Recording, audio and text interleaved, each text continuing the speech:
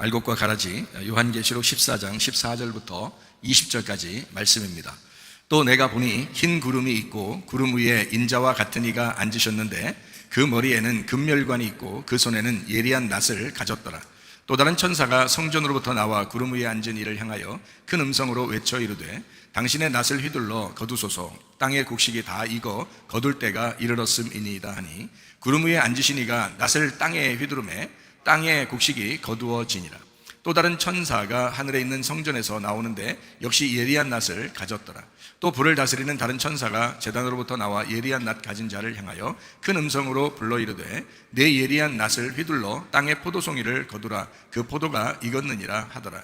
천사가 낫을 땅에 휘둘러 땅의 포도를 거두어 하나님의 진노의 큰 포도주 틀에 던지매 성 밖에서 그 틀이 밟히니 틀에서 피가 나서 말 굴레에까지 닿았고 1600 스타디온에 퍼졌더라.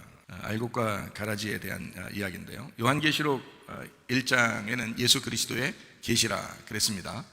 2장 3장에는 7교회 7등잔대에 대한 이야기고요, 4장 5장에는 내생물 24장로 하늘예배, 6장부터 9장은 7인 7나팔, 11장에는 2증인 2감람나무 2등잔대, 14장에는 14만 4천 명 순결한 신부, 16장부터 18장에는 7대접 음녀짐승 심판, 19장에는 어린 양의 혼인잔치 8절에 세마포 준비에 대해서, 20장에는 영 안에서 첫째 부활에 동참한다, 생명책에 기록된다는 말씀이 있습니다. 요한계시록 21장 22장에는 새 예루살렘, 또 새 하늘과 새 땅, 그리고 주님을 기다림, 아멘, 이렇게 되어 있습니다. 요한계시록 14장에는 이제 어린 양의 이름을 이마에 쓴 자 14만 4천 명에 대한 이야기가 있으면서 요한계시록 14장의 14절부터 20절까지의 말씀에 보면 알곡과 가라지에 대한 이야기가 이렇게 나와 있습니다. 예레미야 23장 29절 36절의 말씀을 보니까 이렇게 되어 있어요. 여호와의 말씀이니라. 내 말이 불같지 아니하냐. 바위를 쳐서 부서뜨리는 방망이 같지 아니하냐. 다시는 여호와의 엄중한 말씀이라 말하지 마라. 각 사람의 말이 자기에게 중벌이 되리니 이는 너희가 살아계신 하나님 만군의 여호와 우리 하나님의 말씀을 망령되이 사용함이니라 하고, 이렇게 되어 있습니다. 저는 설교 말씀을 통해서 교회 지체들을 흔들어 놓고 싶습니다. 이것이 진정한 사명자로서의 삶이기 때문에 그렇습니다. 지금은 마지막 때예요. 그래서 그냥 어영부영 이렇게 신앙생활에서는 안 됩니다. 지금은 마지막 때이기 때문에 아주 긴장하고 정신 차리고 기도하고 깨어 있어야 되는 그런 시기입니다. 그래서 세상을 살아가는 성도들에게 긴장하는 그런 말씀들을 전하는 것이 진정한 사명자가 아닌가, 이런 마음이 듭니다. 사람들은 설교하면서 성공하면 성공해야 된다, 성공이라는 어떤 허울 좋은 그런 이야기로 설교를 이렇게 포장하는 경우가 상당히 많습니다. 그런데 지금은 그런 것보다도 마지막 때를 준비해야 되지 않겠나 하는 그런 부담감이 저에게도 있습니다. 선악과를 먹게 하는 그 옛 뱀이 계략을 세울 때 어떤 계략을 세웠겠어요? 먹음직하게 만들고 보암직하게 만들고 탐스럽게 하는 그런 것을 먹도록 만들어놨죠. 그게 인간의 죄의 본성이란 말이에요. 육신의 정욕, 안목의 정욕, 이생의 자랑.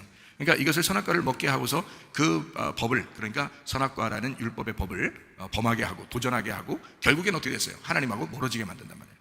그러니까 마귀의 계략은 하나님과 우리가 사이를 좀 멀어지게 하는, 그러니까 마귀의 온갖 술수가 없어진 게 아니라 지금 우리들에게도 계속 도전할 것이다. 그래서 우리는 속지 말아야 합니다. 그러니까 속는 사람이 분명히 있으니까 속지 말아야 된다. 왜냐면 마귀는 거짓말장이거든요. 거짓말을 살살 쳐요. 그러니까 거짓말 치는 거에서 이렇게 자기가 듣기 좋은 말 이렇게 있으면 듣다가 보면 넘어지죠. 그게 이제 마귀의 계략인 것도 잘 모른단 말이에요. 그래서 속는 것도 자유지만 속으면 심장이 뚫리고 폐가 멈출 것입니다. 우리는 속지 않는 그리스도인, 그러니까 정신 차리라고 그러죠. 기도하고 깨어 있어라, 이렇게 말하죠. 그래서 잘못하면 그 마귀한테 우리가 넘어가게 되잖아요. 그러니까 마귀가 우리를 굉장히 우회해 줄 것 같지만 그렇지 않아요. 여러분의 영혼을 잘근잘게 씹어버립니다. 그만큼 마귀는 아주 잔인하고 아주 능수능란하게 여러분을 넘어뜨리는 그런 속이는 자입니다. 그러니까 우리가 늘 이렇게 좀 깨어있는 사람들이 되어야 되겠다. 자, 목사는 어떤 마음을 가져야 되냐면 여러분 성도들이 다 깨어있을 수 있도록, 목사도 깨어있어야 되지만 여러분도 깨어있을 수 있도록 조심해주고 준비시켜주는 그런 사람이 또 목사니까, 목사의 사명을 가지고 있는 사람들은 특별히 그 말씀에 대해서 좀 신중해야 된다, 말씀을 좀 잘 준비해야 된다, 이런 생각들을 하게 됩니다. 그런데 목사들, 특별히 이제 종교 지도자라고 하는 사람들이 말씀에 대해서, 말씀을 성경적으로 보면 말씀을 도둑질하는 사람들이 꽤 있다. 말씀을 도둑질하고 그걸 하나님의 말씀이라고 거짓말하고 이제 이런 사람들이 꽤 있는 그런 시대예요. 솔직하게 말해서 하나님의 부르심을 받고 설교하고 있는가, 이걸 한번 물어보고 싶어요. 진짜 하나님의 부르심이 당신에게 있었는가를 한번 물어보고 싶어요. 저도 옛날에는 그거를 잘 몰랐어요. 그냥 신학교 나오고 또 뭐 목사 안수 받고 목사 돼서 설교하면 그냥 설교자로서 되는 줄 알았어요. 근데 다시 주님을 만나보니까 이게 아니더라고요. 그게 아니더라. 이게 진짜 있구나. 있기는 있구나. 이게 진짜 하나님이 부르시는 게 있기는 있구나라고 하는 것을 알게 됐습니다. 그래서 설교 한 편을 하더라도 진짜 하나님의 말씀을 전하려고 해야 된다. 하나님의 말씀을, 내 말이 아니라 하나님의 말씀을 전하려고 해야 된다. 사람들이 뭐 느낌이 좋든 안 좋든, 감정적으로 뭐 좋든 안 좋든 그거에 관계하는 게 아니라 진짜 하나님이 전하고자 하는 말씀, 이 시대에, 마지막 시대에 하나님이 꼭 말씀하고 싶어하는 말씀들을 전달해 주는 것이 목회자고, 그게 사명자입니다. 나는 그래서 설교를 한번 할 때 설교하고서 그냥 이 시간에 설교하고 맞춰지고 설교가 흐트러지고 끝나는, 잊어버리는 뭐 이런 설교를 하고 싶지가 않아요. 설교를 남겨놓고 싶은 설교를 하고 싶어요. 그러니까 설교가 남겨지는 설교. 그러니까 어느 날 이 말씀을 들어도 똑같이 은혜가 되는 그 말씀. 그러니까 어느 날 들어도 10년 후가 됐든 100년 후가 됐든 그 말씀을 들어도 똑같이 하나님의 말씀으로 사람들이 들을 수 있는, 그 시대에 그 현장에서 말씀을 들을 수 있는 그런 말씀들을 하고 싶다. 그래서 저도 목숨 걸고 그 말씀을 증거하는 것입니다. 그렇게 남겨질 수 있는 말씀을 내가 준비하고 설교를 해야 되겠다, 그런 마음을 가지고 하고 있는 중입니다. 갈라디아 1장 10절의 말씀 보니까 사람들 눈치 보지 말라고 돼 있어요. 사람들 기쁘게 하려고 하지 말고 하나님의 기쁨을 구하는 주의 종이 되어야 된다. 사람의 기쁨을 구하는 것은 하나님의 종이 아니다, 이렇게 말씀하고 있습니다. 우리 설교가 그러니까 확실하게 하나님께서 말씀을 주신 거냐라고 하는 것을 분명하게 우리가 간직해야 됩니다. 사명자는 하나님의 콜링이 있어야 합니다. 그래서 하나님께서 부르신 사실이 있는가, 진짜 하나님이 나를 부르셨나, 이거를 분명히 깨달아야 되죠. 지금이 어느 때인 줄 아는가, 진짜 지금 시대가 마지막 때인 것을 알고 있는가, 눈 뜨고 고백하는 시대다. 지금 이 정도로 심각하게 시대가 완전히 변했다. 우리 지금 시대에서 약 한 20-30년 정도 사이에 엄청난 변화가 있었습니다. 그러니까 이런 마지막 때에 마귀가 살아있는 한 사람들을 분명히 넘어뜨릴 것이다. 넘어지지 말라는 거예요. 속지 말라는 거예요. 광야에서 이미 예수님이 이기셨기 때문에 우리가 속을 이유도 없고 넘어질 이유도 없습니다. 그러니까 우리가 패배하는 것은 순전히 자기 때문에 그런 거죠. 그러니까 자기가 승리하는 믿음의 생활을 하셔야 합니다. 베드로전서 4장 7절 말씀이요, 만물의 마지막이 가까이 왔다 그랬습니다. 정신 차리고 근신하여 기도하라 그랬고요. 베드로전서 5장 8절의 말씀에 보니까 근신하라 깨어라, 여기도 그랬죠. 너희 대적 마귀가 우는 사자같이 두루다니며 삼킬 자를 찾는다. 성도들 죽이려고 호시탐탐 노리고 있다, 이 말입니다. 그러니까 이런 놈을 누가 당하겠냐고요. 그래서 마귀가 계속 지켜보고 있는 한 영혼 진실하게 이 사람들의 영혼을 구원해야 되겠다라는 마음을 가지고 설교하는 그 사명자가 필요한 때입니다. 회개하면 길이 열릴 것입니다. 그래서 목회자들도 회개하셔야 합니다. 로마서 14장 8절 말씀, 여기에 우리가 살아도 주를 위하여 살고 죽어도 주를 위하여 죽나니 그러므로 사나 죽으나 우리가 주의 것이로다 라고 되어 있습니다. 사나 죽으나 주의 것이로다. 자, 목회자가 특별히 그런 마음을 가져야 되겠죠. 성도들도 그런 마음을 가지고 살아야 합니다. 제가 여러분에게 문자도 좀 오늘 보내고 그랬는데 예수쟁이라는 문자를 보냈습니다. 자, 살아도 주를 위해서 죽어도 주를 위해서. 자, 예수쟁이. 그러니까 쟁이라고 하는 게 뭐 이렇게 계속 미치듯이 그걸 해가지고 전문가가 된 것을 쟁이라고 그러잖아요. 뭐 구두쟁이 뭐 이런 것처럼, 뭐 예수쟁이 이렇게. 마찬가지로 인스타쟁이가 있고 유튜브쟁이가 있더라는 거예요. 제가 가만히 생각을 해보니까 그렇구나, 요즘 젊은 사람들이 인스타에 빠져 있구나, 유튜브에 빠져 있구나. 이거 인스타쟁이고 유튜브쟁이가 됐구나. 이게 사람들이 예수쟁이가 되지 못하고 인스타쟁이, 유튜브쟁이가 돼서 아주 거의 미쳐 있더라. 보니까 그런 사람들이 상당히 많더라.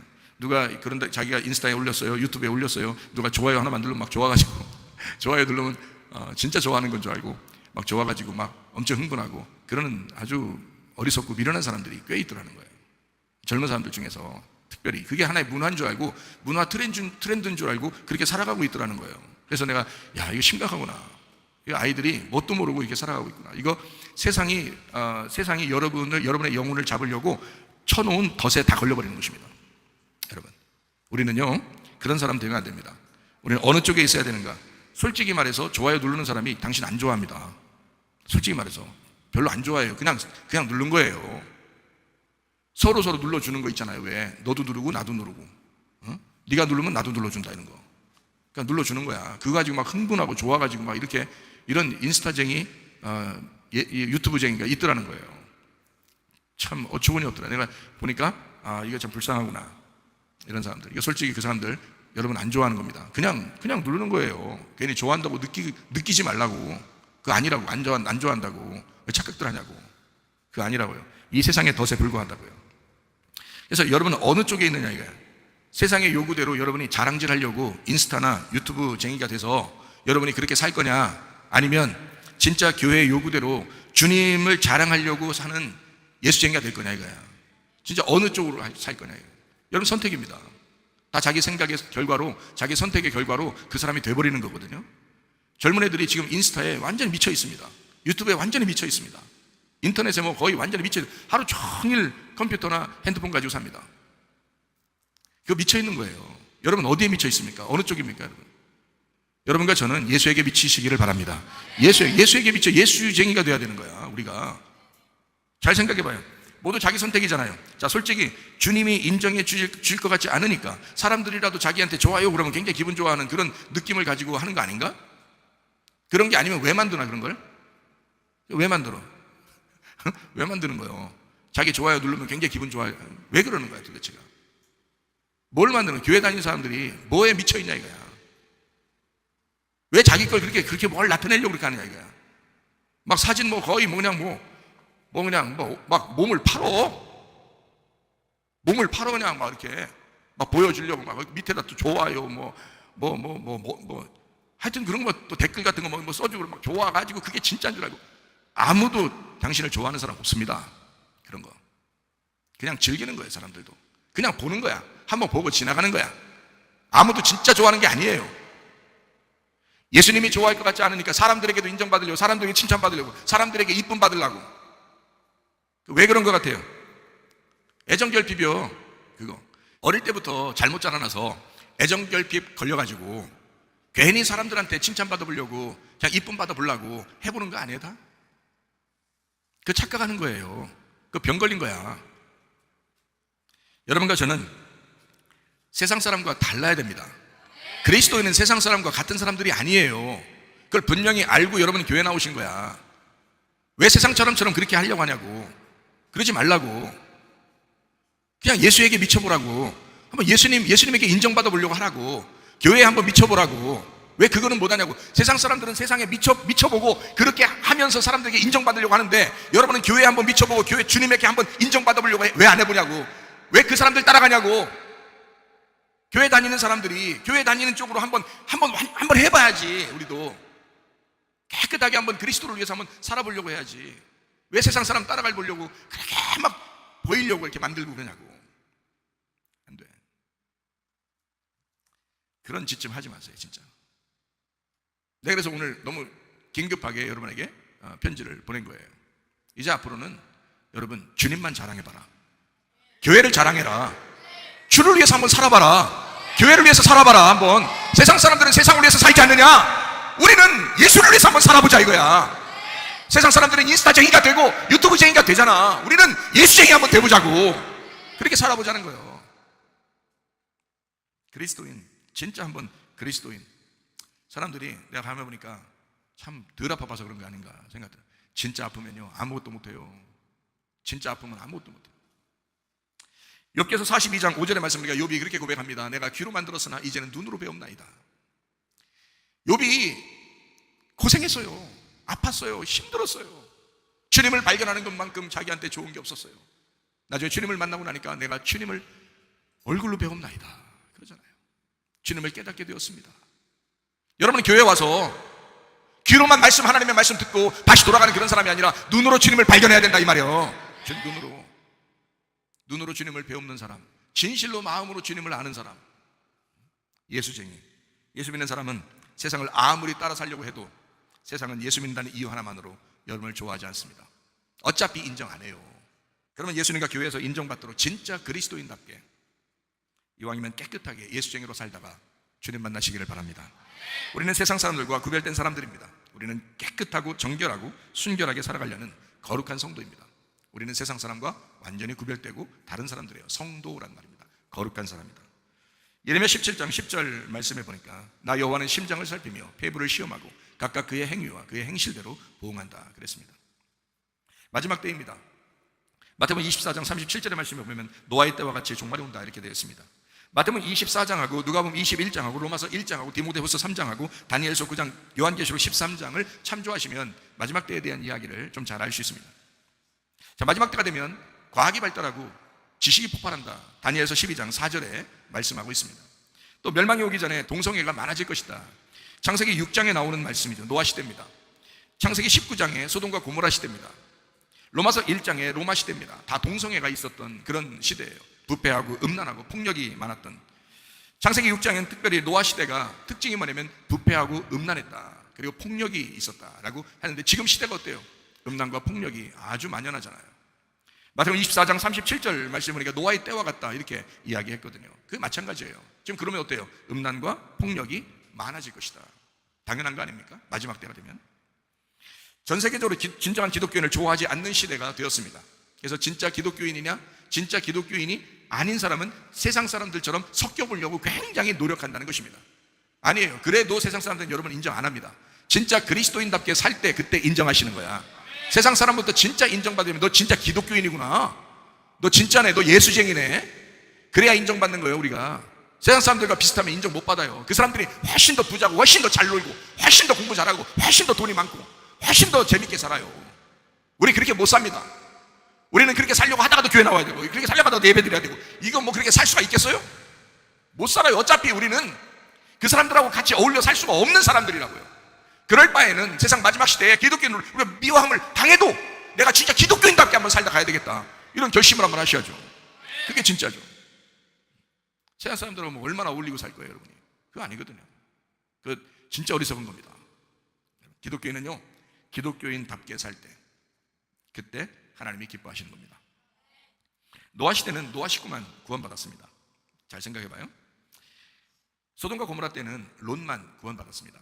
베드로후서 2장 7절 말씀 보니까 무법한 자들의 음란과 행실로 말미암아 고통당하는 의로운 롯을 건지셨다 그랬습니다. 소돔과 고모라가 멸망당하는데, 전체가 도시가 다 멸망하는데 롯 한 사람을 구원했어요. 근데 이 사람이 어떤 사람인가 봤더니 무법한 자들의 음란한 행실로 말미암아, 자, 음란한 시대에 그 음란 때문에 같이 어울리는 게 아니라 같이 어울리기가 쉬운 그 시대에 고통당했다, 고통당하고 슬퍼하는 의로운 롯을 건지셨다 이렇게 되어 있습니다. 여러분 어떻습니까? 여러분은 진짜 이 시대에 마지막 슬퍼하는 한 사람인가? 아니면 같이 그냥 어울려주고 같이 그냥 이렇게 섞여 살아가는 그런 사람들인가? 어떤 사람들인가? 우리 진짜 그리스도인답게 한번 살아보십시다. 땅끝에서부터 이스라엘로 돌아오게 될 것입니다. 마지막 때가 되면요, 마태복음 12장 42절 말씀에 남방 여왕이 나오고요, 누가복음 11장 31절 말씀에도 남방 여왕이 나옵니다. 1차 모세작전 그리고 2차 솔로몬 작전을 통해서 수많은 에디오피아 사람들이 이스라엘로 돌아왔습니다. 민수기 12장에 나오는, 또 열왕기상 10장에 나오는, 민수기 12장에는 모세, 그리고 열왕기상 10장에는 솔로몬. 그래서 그 가족이 된 사람들, 그 에디오피아 사람들, 구스 사람들, 스바 사람들, 이 사람들이 모세작전과 솔로몬 작전을 통해서 이스라엘로 다시 돌아오게 되었다. 자, 하나님은 여러분을 마지막 때에 반드시 저울질할 것입니다. 다니엘서 5장에 보면 메네메네 데겔 우바르신이라고 하잖아요. 하나님이 저울로 재보신다는 겁니다. 저울로 재봐서 왕을 저울에 달았더니 부족함이 드러났다. 그래서 왕과 왕국을 헤아려 쪼개어서 찢어서 끝낼 것이다 라고 하는 게 메네메네 데겔 우바르신입니다. 하나님은 반드시 여러분을 저울로 잴 것입니다. 여러분 진짜 예수쟁이로 살 것인가? 아니면 인스타쟁이나 유튜브쟁이로 살 것인가? 무엇으로 살 것인가? 여러분 세상 거를 뭐 아예 안 할 수는 없어요. 그렇지만 거기에 이용당하지는 말라는 거죠. 적어도 예수를 위해서 해보자는 거예요. 적어도 교회를 위해서 해보자는 거예요. 적어도 주의 말씀을 위해서 한번 해보자는 거예요. 이게 여러분과 제가 해야 될 일 아니에요. 말씀을 듣고 말씀을 전달하고. 마지막 시대인데 생각을 해보시라고. 양과 염소는 우리 안에 존재합니다. 갈라디아서 5장에 보면 육체의 열매가 있습니다. 그것은 우리 안에 있는 육체의 열매를 얘기하는데, 이것은 하나님의 나라를 유업으로 받지 못한다라고 되어 있는 말씀이에요. 그런가 하면 요한계시록 14장 1절의 말씀에 보면 어린 양의 이름이 우리의 이마에 있는 사람들이 있다는 거예요. 자, 어린 양 이름이 이마에 있는 사람도 있는데 왜 하필 육체로 사냐 이거야. 자, 육체로 사는 사람이 있지만 우리 어린 양의 이름이 이마에 있는 사람도 있잖아요. 자, 666으로 사는 사람도 있지만 예수의 이름으로 사는 사람도 있잖아요. 그럼 우리가 어느 편에 설 것이냐 이거야. 무엇을 선택하며 살 것이냐 이거예요. 어린 양의 이름이 여러분의 이마에 있기를 바랍니다. 자, 염소하고 양은 우리 안에 있습니다. 가라지와 알곡은 우리 안에 있습니다. 마태복음 25장에 보면 염소와 양이 갈라지는 것이 있습니다. 자, 열처녀, 달란트, 양과 염소에 대한 비유에서 다 반반씩 이렇게 갈라지는 그런 내용들입니다. 마태복음 3장의 11절 12절의 말씀해 보니까요, 자, 실제로 쭉정이는 태우고 알곡은 모아서 창고에 드린다라는, 이게 성령으로 이제 침례를 주고 불로서 침례를 주는, 그러니까 성령으로 알곡을 창고에 드리고 쭉정이를 불로 태우는, 그러니까 불침례, 성령 침례죠. 이것을 예수님이 해주신다, 이렇게 마태복음 3장에 말씀하고 있는 거거든요. 여러분 속에서도 가라지가 태워지고 쭉정이가 태워지고 알곡이 자꾸 모아지는 그런 사람들이 되셔야 합니다. 이게 하나님 말씀이거든요. 쭉정이 같은 말씀이 자꾸 떠나가야 돼요. 알곡된 말씀들이 자꾸 우리에게 간직돼야 된다고요. 근데 알곡된 말씀이 자꾸 떠나가고 쭉정이 말씀이 자꾸 여기에 쌓이면 그 사람 쭉정이에요. 그 사람이 염소가 된다고. 근데 쭉정이가 떠나가고 알곡이 자꾸 쌓이고 염소가 자꾸 떠나가고 양이 자꾸 쌓이면 그 주님의 양이 되는 거예요. 주님의 알곡이 되는 것입니다. 주님의 창고에 들어가는 사람. 자, 영적 전쟁이라고 그래. 그래서 우리가 염소와 양이 싸우는 거죠. 쭉정이와 알곡이 싸우는 거죠. 우리 속에서요. 미련한 다수처녀와 지혜로운 다수처녀가 싸우는 거죠. 우리 속에서요. 이걸 영적 전쟁. 그래서 마태복음 11장 12절에는 천국은 침노하는 자가 차지하게 될 것이다 라고 되어 있습니다. 창세기 27장에는 에서와 야곱이 나오는데, 그 야곱이 하여튼 어떻게든지 에서를 몰래 속여서라도 장자권을 이제 받으려고 하는, 그 축복을 받으려고 하는 그 이야기가 창세기 27장에 나와 있습니다. 천국은 침노하는 거예요. 이런 걸 보면 예수를 차지하기 위해서는요, 여러분이 알곡 신자가 되기 위해서는요, 진짜 전쟁해야 합니다. 영적인 전쟁이 필요합니다. 여러분 속에서 영적 전쟁하시길 바랍니다. 누가복음 21장 19절의 말씀, 우리의 영혼을 인내로 얻는다 이렇게 말했습니다. 우리의 인내로 영혼을 얻는다. 싸워야 되니까 그런 거예요. 요한계시록 19장에도 주님을 따라가는 거예요. 신부가 따라가서 전쟁한다 그랬습니다. 전쟁하는 거예요. 영적 전쟁입니다. 우리는요, 베드로전서 5장 8절 말씀, 우리 안에 두루다니며 삼킬 자를 찾는 마귀가 있다. 그게 마귀와의 싸움이라는 거죠. 에베소서 6장 11절 12절의 말씀이니까 마귀의 관계를 능히 대적하기 위하여 하나님의 전신갑주를 입어야 된다. 우리의 씨름은 혈과 육에 대한 것이 아니다. 통치자들과 권세자들과 이 어둠의 세상 주관자들과 하늘에 있는 악의 영들을 상대하며, 자, 마귀가 죽지 않았다면 여러분을 계속해서 이렇게 공격할 거 아닙니까? 영적 전쟁으로. 그럼 어떻게 해야 돼요? 우리가 영적 전쟁을 위해서, 야, 너 사람 싸우는 게 아니야. 마귀하고 싸우려고 지금 네가 준비해야 되는 거야. 영적으로 전신갑주를 취해야 되는 거야. 싸움이니까, 싸워야 되니까. 에베소 6장에 그래서 전신갑주를 입어야 된다 그랬고요. 로마서 13장에 보면 빛의 갑옷 그리스도를 입어야 된다라고 되어 있습니다. 왜냐하면 싸워야 되니까, 어둠과 싸워야 되니까. 영적 전쟁이거든요. 여러분 싸우려고 하십니까? 세상에 그냥 편협해가지고 그냥 같이 동조해서 살아가려고 하십니까? 어떤 사람들이 도대체가, 여러분 정체성이 뭐예요 도대체가? 기독교인의 정체성은요, 세상과 다르게 살아가는 것입니다. 세상 사람들이 여러분의 빛을 보고, 야, 저 사람은 진짜 살아있다, 저 사람 영이 살아있구나, 저 사람 저러다 천국 가겠구나, 세상 사람들이 여러분을 볼 때 그렇게 구별된 사람으로 봐야 그게 성도란 말입니다. 세상 사람에게 비슷하게 살아가는 그런 사람들이 아니라고요.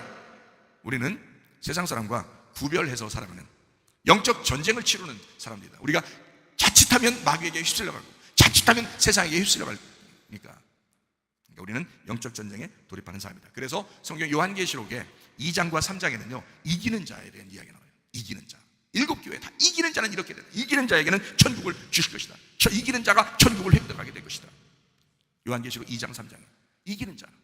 왜 그렇게 써놨겠어요? 요한계시록에 가서 왜 이렇게 그런 말들을 써놨겠어요? 이게 요한계시록 19장에는 왜 신부들이 왜 백마탄 그 왕자 예수님을 따라가서 왜 전쟁을 하냐고요? 왜 전쟁이 요한계시록 19장에도 나오냐고요? 요한계시록 19장에는 어린 양의 혼인잔치에 대한 이야기거든요. 근데 신부들이 어린 양의 혼인잔치에 예수님 따라가 신랑을 만나서 전쟁하러 간다고요. 여러분 주님 만나면 뭐 하는지 아십니까? 교회 나와서 주님 만나시면 여러분 뭐 하는지 아십니까? 여러분 속에서 끊임없이 싸워야 되는 것입니다. 이 세상과 끊임없이 싸워나가는 것입니다. 그게 그리스도인이에요. 왜 세상 사람처럼 살려고 하느냐 이 말이야. 왜 세상 사람들에게 인정받으려고 하느냐 이 말이야. 아니라 그리스도인은 달라야 합니다. 여러분의 생각은 어떻습니까? 예레미야 6장 19절의 말씀 보니까 생각의 결과로 심판을 받을 것이다 라고 되어 있습니다. 자, 동시다발적으로 이런 모든 것들이 다 이루어지면요 마지막 징조입니다. 이거는 어쩔 수 없어요. 주님이 오시는 마지막 징조. 그래서 동시다발적으로 모든 것이 일치해서 일어나면 그건 마지막 때입니다. 근데 지금 시대만큼 이렇게 동시다발적으로 일치해서 이런 일들이 벌어지는 게 참 이전에는 그렇게 많지 않았죠. 동시다발적으로 지금 일어나는 일들입니다. 그래서 제가 요즘 일어나는 일들 그리고 동시다발적으로 일어나는 성경적인 이야기들을 여러분에게 말하면, 돈을 사랑합니다. 과학이 발달했습니다. 교통이 확실히 빨라졌습니다. 사랑이 식어갑니다. 정이 없습니다. 배신을 잘하고 화해하지 않습니다. 절제가 안 됩니다. 분별력이 없습니다. 교만합니다. 거짓말을 잘 칩니다. 사람들이 싸나워졌습니다. 묻지마 폭행 같은 것이 있습니다. 묻지마 살인도 있습니다. 조그만 것에도 막 승질을 냅니다. 법을 어기고 내로남불이 됩니다. 믿는 자들도 경건의 모양만 있습니다. 쾌락을 사랑합니다. 동성애가 극심합니다. 음란과 폭력이 난무합니다. 전쟁과 전쟁이 있고 혼란합니다. 민족끼리 서로 싸웁니다. 전염병이 자주 창궐합니다. 지금 또 전염병이 또 온다고 지금 뉴스 나오고 있죠. 진정한 기독교인이 어려움을 당하는 시대입니다. 하나님을 마음에 두기 싫어합니다. 자, 동시다발적으로 막 일어납니다. 그런가 하면 이스라엘이 독립했습니다. 그리고 땅끝 남방의 이디오피아에서 이스라엘 백성이 돼서 고국으로 돌아오는 사람들이 많아졌습니다. 마지막 징조는 모두 이루어지고 있습니다. 누가복음 12장에 보면 하늘과 땅의 현상은 분별할 줄 알면서 어찌하여 주님의 때는 분별할 수 없느냐라고 주님 말씀하십니다. 누가복음 21장 34절 말씀에 스스로 조심하라 그랬습니다. 방탕하게 된다. 그날이 갑자기 너에게 임할 것이다 라고 말씀합니다. 누가복음 21장 35절 말씀, 모든 사람에게 임하게 될 것이다. 왜냐하면 동시다발적으로 다 전 세계적으로 일어나는 일이기 때문에 모든 사람에게 일어날 것이다. 누가복음 21장 36절 말씀, 그러므로 깨어서 항상 기도하라. 그래야 주님 앞에 설 수가 있다 라고 되어 있습니다. 마태복음 24장 42절 말씀 보니까요, 깨어 있으라 했습니다. 어느 날에 너희 주가 임할는지 너희가 알지 못하기 때문이다. 마태복음 24장 44절의 말씀이요, 이러므로 너희도 준비하고 있으라. 생각하지 않은 때 인자가 오게 될 것이다. 깨어 있어야 된다. 생각하지 않은 때 그 시간 주님이 오게 될 것이다. 자, 알곡과 가라지의 심판의 때가 있습니다. 반드시 그런 시간이 올 것입니다. 알곡과 가라지의 심판, 그게 추수 때거든요. 성경은 주님의 재림을 늘 추수로 비유했습니다. 그래서 추수 때가 되면 이렇게 쭉정이는 불에 태우고 알곡은 창고에 모아 드리는 그 결과, 그러니까 추수를 하게 될 것이다 라고 분명히 말씀을 하고 있거든요. 그러니까 우리의 마음 안에서도 이런 추수가 일어나야 되고요, 겉으로도 실제로 쭉정이와 알곡 신자들이 생길 거란 말이에요. 겉으로도. 그러니까 우리의 속에서도 이런 심판이 올 것이고, 여러분 겉으로도 실제로 알곡이냐 쭉정이냐가 결정될 것입니다. 주님이 저울로 재본다고요. 어떻게 할 것입니까 여러분? 마지막 때가 됐는데 가라지가 아니라 진짜 알곡 신자가 돼서 주님 만나야 되는데요, 마지막 때인데 참 안타깝습니다. 사람들이 진짜 예수쟁이가 많지 않아요. 예전에는 좀 있는 것 같은데 요즘엔요, 젊은 사람들을 비롯해서 전부 다 세상적으로 살려고 막 노력하고, 전부 다 세상적으로 그냥 아휴 말도 못해요. 지금 인터넷상으로 보면요, 말도 못합니다. 지금 이렇게 난잡해도 이렇게 난잡할 수가 있나. 전 세계적으로 지금 젊은이들이 타락하고 있는 시대예요. 기독교인마저도, 교회 다니는 사람들마저도 진정한 예수쟁이가 많지 않다는 겁니다. 진짜 예수 믿는 사람들이 많지 않은 시대다. 어떻게 동시다발적으로 이렇게 갑자기 이렇게 많이 생겨날까? 동시다발적으로. 확실히 주님 오실 때가 다 됐는가 보다. 우리 시대 때 오면 좋지만 만약에 우리 시대 때 오지 않더라도 여러분 마음 안에는 어쨌든 심판받을 거 아니냐 이 말이에요. 어쨌든 여러분 마음 안에서는 심판이 올 거 아니냐 이 말이에요. 그리고 여러분이 개인적으로 죽을 때는 심판이 올 거 아니냐 이거야. 그럼 어떡하겠냐 이거예요. 안타까운 일들을 그냥 여러분이 겪을까 봐 진짜 사명자로서, 주의 종으로서 저는 안타깝습니다. 진짜 하나님께서 말씀하시는 말씀을 여러분에게 하고 싶고요, 여러분이 그 말씀을 들어서 회개하고 주님 앞에 돌아오기를 축복합니다. 마지막 시대예요. 분명히 말할 건 말해야죠. 실제로 이런 일이 일어나니까. 알곡과 가라지의 심판의 때가 반드시 오고요, 알곡은 창고에 모아 드리고요, 가라지는 모아서 불에 태웁니다.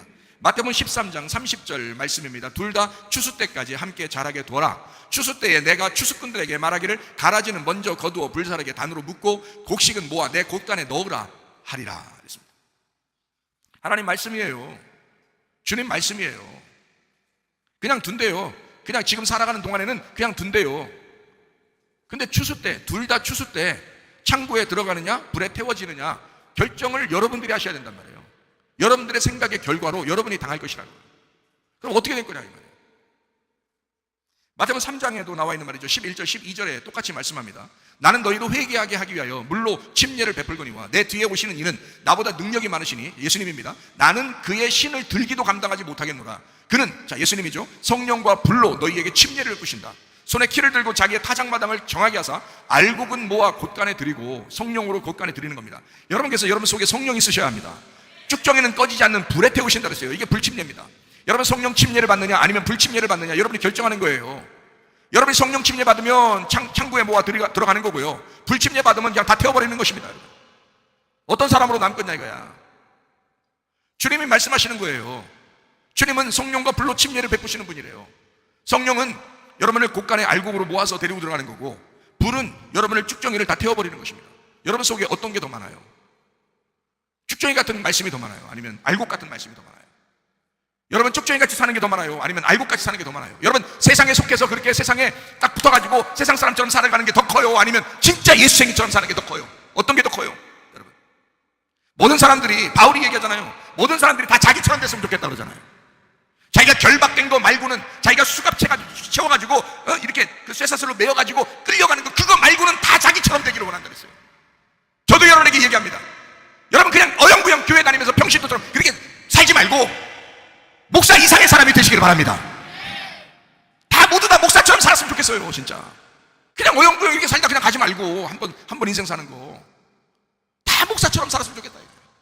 무엇을 해도 예수쟁이처럼 진짜 예수쟁이답게 한번 살아보다가 가는 거예요. 그게 그리스도인이거든요. 주님이 알곡으로 모아 놓는 사람이 누구겠어요? 예수쟁이 말고 누구겠어요? 솔직히 뭐 아무나 그냥 뭐 창고에 들어가요? 알곡이 돼야 들어가는 거예요. 여러분 추수 안 해봤어요?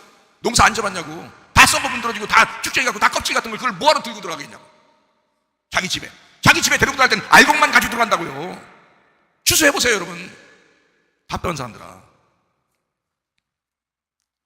진짜 알곡 신자들 되셔야 합니다. 진짜 예수쟁이가 되셔야 합니다. 이거 심각해요. 제가 진짜 깜짝 놀랄 일들이 막 생겨나요. 그래서 야, 이게 진짜 깜짝 놀라겠구나 진짜. 사람들이 그냥 세상 사람들한테 어떻게든 잘 보이려고, 어떻게든 뭐 이쁘게 보이려고 별짓을 다 하는구나. 진짜 그리스도인답게 사는 거, 어렵지만 힘들지만 가야 할 길이 우리의 길 아니겠습니까? 그게 예수쟁이들이 선택한 길이라고요. 그게 예수쟁이들이 가야 할 길이라고요. 이 세상에서 화려하게 살려고 사는 게 아닙니다.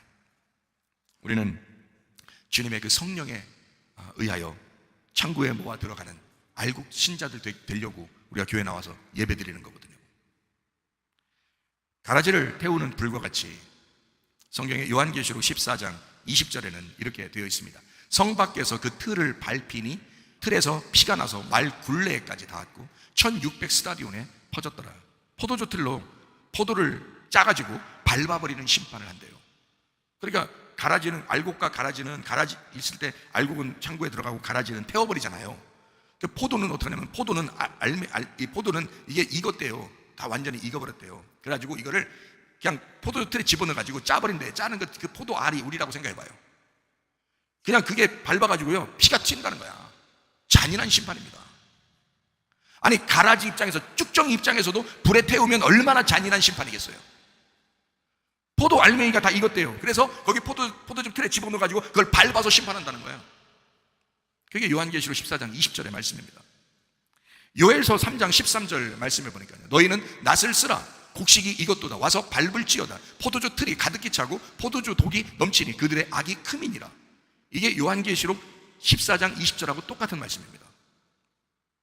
요엘서에 이미 구약에서 예언되어 있는 말씀이에요. 이거를 요한계시록 14장 20절에 똑같이 사용한 겁니다. 포도주 틀에 포도를 짜서 밟아버리는 심판이 온다라고 말합니다. 1600 스타디온에 퍼졌다라고 되어 있어요. 1600은 어떻게 되어 있나요? 요한계시록 14장 20절에 1600 스타디온이 어떻게 되어 있나요? 1600이면 어때요? 뭐 곱하기 뭐 해야 돼요? 40 곱하기 40 하면 됩니다. 40 곱하기 40. 40이 뭐죠? 광야 40년. 그죠? 40일 금식기도. 예, 그렇죠? 자, 그러면 이 무슨 말이냐면 고난이에요. 세상 사는 그 고난, 심판. 세상의 모든 것을, 세상 모두를 심판하시겠다라는 말씀입니다. 그래서 1600 스타디온. 이것은 40 곱하기 40. 모든 세상을 심판할 것이다. 40과 40 전체를 고통 속에 집어넣고 심판해버린다는 거예요. 그게 마지막 때라는 거예요. 그렇지만 곡식은 모아서 창고에 들어간다고 했습니다. 요한계시록 14장 15절, 또 다른 천사가 성전으로부터 나와 구름 위에 앉은 이를 향하여 큰 음성으로 외쳐 이르되 당신의 낫을 휘둘러 거두소서. 땅에 곡식이 다 익어 거둘 때가 이르렀음이니이다. 16절, 구름 위에 앉으시니까 낫을 땅에 휘두르면 땅에 곡식이 거두어지니라. 곡식은 모아서 창고에 드린다. 아무리 이 세상에 심판이 이루어져도, 40 곱하기 40으로 심판이 이루어져도, 1600 스타디온의 전체가 다 모든 세상의 심판을 받아도 하나님의 곡식은 다 창고에 들어가게 될 것이다. 여러분 어떻게 살아야 되겠습니까? 우리의 마음 안에 알곡과 쭉정이가 같이 삽니다. 알곡이 많아져서 알곡 신자가 되시기를 바랍니다. 쭉정이가 많이 나타나면 쭉정이 신자가 됩니다. 이런 불에 태워질 수밖에 없습니다. 하나님의 진노의 포도주들에 넣어서 그 삶을 밟을 수밖에 없습니다. 나라고 하는 쭉정이를 태우고 예수라고 하는 알곡을 간직하셔야 합니다. 나라고 하는 믿음, 나의 주장, 나의 말씀을 태우고 예수 믿음, 예수 주장, 예수 말씀을 간직하시기를 바랍니다. 이것이 쭉정이를 태우고 알곡을 모아 창고에 드리는 말씀입니다. 우리의 속에 무엇으로 간직될 것인가? 나의 주장, 나의 생각, 나의 믿음이냐? 아니면 예수의 주장, 예수의 생각, 예수의 믿음이냐? 무엇으로 우리 속에 간직하고 살 것인가? 진정한 그리스도인. 성경에 보면요, 마지막 때가 되면 사람들이 자기를 사랑하고 돈을 사랑하고 그냥 뭐 자기 뜻대로 살고 이런 사람들이 많잖아요. 마태복음 6장에 보면 보물이 있는 곳에 네 마음도 있다 그랬거든요. 이 보물을 하나님하고 완전히 분리시켰다 이 말입니다. 사람들이. 근데 이거를 같이 해야 된다. 네 보물이 있는 곳에 마음이 있어야 된다. 이 마음이 있는 곳에 보물이 있어야 된다. 이거예요. 그래서 여러분의 가지고 지금 세상 살아가는 그것이 하나님적이어야 된다 이 말이에요. 하나님적으로 살아가야 된다 이 말이에요. 하나님 안에서의 삶이 여러분 세상의 삶이 똑같이 돼야 된다 이 말이에요. 그리스도인의 삶은 지금은 네 보물이 있는 곳에 마음이 있다. 여러분 주를 위해서 살아가려는 그 마음이 굉장히 중요하다. 네 물질이 어디 있느냐? 네 물질 어디 있느냐? 그거 다 너를 위해 쓰려고 하는 거 아니야 혹시? 그 물질 있는 곳에 마음이 있어야 된다. 너 주님을 사랑하는 마음이 거기에 있어야 된다. 뭐 드릴 거예요 여러분? 뭐 드리려고? 주님 내 마음을 받으소서. 내가 주님을 사랑하나이다. 야, 너 진짜 사랑하면 네가 뭐라도 할 거야. 남녀가 애인이 사귀잖아요. 그냥 선물 하나만 사줘. 생일만 돼도요 선물 하나 사려고 엄청 값진 거 사려고 그럽니다. 포장은 또 얼마나 이쁘게 하려고 하는지 제가 봤잖아요 하는 거. 그래가지고 아직 결혼도 안 했는데도 그렇게 이쁘게 그냥 해서 보내려고 하죠. 왜냐고 내가 물어봤어요. 왜 그렇게 신경 쓰고 왜 이렇게 비싼 거 하고 그러냐 했더니 사랑하니까 그러더라고요. 여러분 주님을 진짜 사랑하십니까? 여러분은 여러분을 위해서 쓰는 것보다 주님을 진짜 사랑하십니까? 여러분의 가진 것이 다 당신 것입니까? 주를 위해서 살려고 여러분이 얼마나 해보셨습니까? 주님을 사랑하느라고, 주님의 교회를 사랑하느라고 여러분 얼마나 투자해 보셨는가? 진짜 주님을 사랑하는가? 네 보물 있는 곳에 네 마음도 있느니라. 너의 마음이 주님을 사랑한다고? 그럼 너의 물질은 어디 있는가? 주를 위해 진짜 사는가? 너 진짜 주님을 사랑하고 있는가? 남녀가 사귀고 사랑해도 식구들을 위해서라도 엄청난 선물, 엄청나게 좋은 것들을 막 주려고 하지만 하나님에게는 그렇게 하지 않으려고 한다. 참 희한하다. 희한한 사람들이다. 주님을 사랑하지 않으려고 하는 사람들 같다. 안 된다. 빌립보 4장에 보니까 바울에게 전달된 향기로운 제물이라 했습니다. 바울이 주의 일을 하니까 그 주의 일을 위해서 그 말씀을 보존하기 위해서 사람들이 헌금을 갖다 줬는데 그게 향기로운 제물이라고 빌립보 4장에 말씀하고 있습니다. 고린도 후서 9장 7절에 말씀해 보니까요, 하나님은 즐겨내는 자를 사랑하신다고 그랬습니다. 여러분 어떻습니까? 여러분 어떤 마음으로 주님을 대합니까? 진짜요. 진짜 여러분 물어보는 거예요. 제가 부담 주려고 얘기하는 게 아닙니다. 저한테도 얘기하는 거고 여러분한테도 얘기하는 거예요. 진짜 우리가 주님을 사랑하고 있느냐 이걸 물어보는 것입니다. 마지막 때가 됐는데, 주님 오실 때가 다 됐다고 하는데, 마지막 징조가 다 이루어지고 있는데, 우리의 마음 가운데 진짜 쭉정이가 있고 알곡이 있는데, 진짜 나와 여러분은 어떤 마음으로 살아가고 있느냐, 주님을 진짜 사랑하고 있느냐 이겁니다. 진짜 주님 사랑하려고 살아가고 있는가, 아니면 진짜 그냥 외식적인가, 가식적으로 주님 만나려고 하는 건가. 주님도 여러분을 보실 것입니다. 여러분 평가하실 것입니다. 당신의 애인보다도 주님을 사랑하는 것, 당신의 남편보다도 주님을 사랑하는 것, 당신의 아내보다도 주님을 사랑하는 것, 당신의 자녀보다도, 당신의 부모보다도 주님을 사랑하는가? 많은 사람이 여기에 탈락할 것입니다. 주님을 정말 사랑하는가? 네 마음은 어디에 있느냐? 주님을 위해서 그렇게 인색하는 사람들이 얼마나 많은가? 하나님은 즐겨내는 자를 사랑하신다 그랬습니다. 말라기서 1장에 보니까 너를 가져오지 마라. 음녀 같은 너, 창녀 같은 너, 어둠인 너, 육체 같은 너, 골리앗 같은 너. 말라기서 1장은 그렇게 말씀합니다. 너를 가져오지 마라. 아주 더러워 죽겠다. 성전문을 닫을 사람이 있었으면 좋겠다. 그럽니다. 아랫물을 가져오지 마라. 육을 가져오지 마라. 더러워서 하나님이 문을 닫았으면 좋겠다는 게 말라기서 1장입니다. 말라기 3장에는 우리에게 기회를 줍니다. 11조를 가져와라. 예수를 가져와라. 예수 좀 가져와라. 심판받아 죽으신 예수님, 그 어린 양, 거룩한 성전, 하나님께서 기뻐하시는 성전, 그 예수를 가져와라. 널 가져오지 마라. 제발 너를 가져오지 마라. 제발 예수 좀 가져와라. 내 아들이 필요하다. 내 아들 좀 가져와라. 하나님이 기뻐하시는 아들, 그 예수, 그 어린 양. 레위기 2장 13절 말씀을 보니까요, 모든 소재물에 소금을 쳐야 된다. 소금을 가져와라. 11조와 같은 것입니다. 모든 소재물에, 네가 드리는 모든 것에 예수 좀 가져와라. 예수를 가져와라. 예수를 넣어서 가져와라. 복음을 넣어서 가져와라. 너 율법적으로 억지로 인색하거나 그러지 마라. 너 진짜 복음을 넣어서 가져와봐라. 여러분, 주님 사랑하십니까? 사랑하기로 결심하시길 바랍니다. 예수와 하나 된 우리를 가져와라. 모든 소재물에 소금을 넣어서 가져와라. 예수가 포함된 우리를 가져와라. 자, 말씀을 정리합니다. 알곡과 가라지 심판이 반드시 옵니다. 돈과 하나님을 가르는 심판이 옵니다. 음료와 신부를 가르는 심판이 옵니다. 쭉정이와 알곡을 가르는 심판이 반드시 옵니다. 지금 그 시간이 되기를 축원합니다. 여러분의 마음 가운데 바로 그 시간이 되기를 바랍니다. 당신 속에는 쭉정이를 태우고 예수를 주인으로 모시고 사시기를 바랍니다. 기도하겠습니다. 우리 한 목소리 기도할 때, 하나님, 내가 주님 앞에 드러날 때 하나님 깨끗하게 예수쟁이로 드러나게 하옵소서. 예수 한 분만을 사랑하다가 주님 만나는 귀한 사람 되기를 바랍니다. 기도합니다.